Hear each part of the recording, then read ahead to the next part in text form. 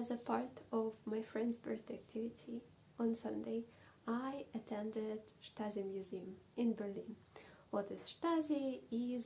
Stasi is secret police that used to function during the years when Germany was divided into two parts, and it was a part which was called the DDR that was connected to the Soviet Union, etc., etc. And you can Google it, you can check the story behind it.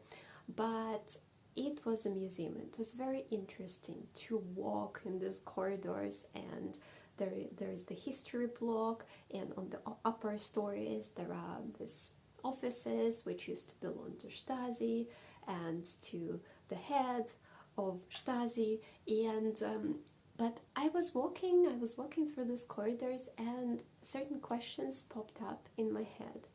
And what I learned in the museum, that in some places people who used to report, they were almost as many as citizens in the city named, for example.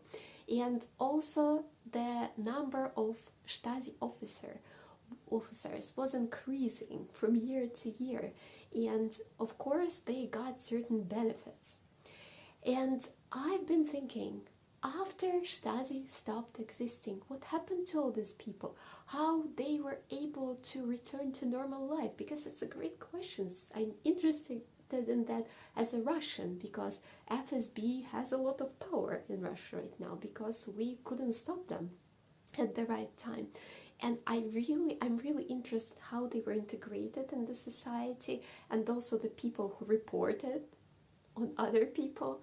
And also what impressed me, a story of one person, of one guy who was convinced to become a Stasi member, because he used to belong to a church, and he was persuaded to join because he was rebelling against his church community. And of course after some time he quitted. But the idea how they convinced people to join, it's crazy.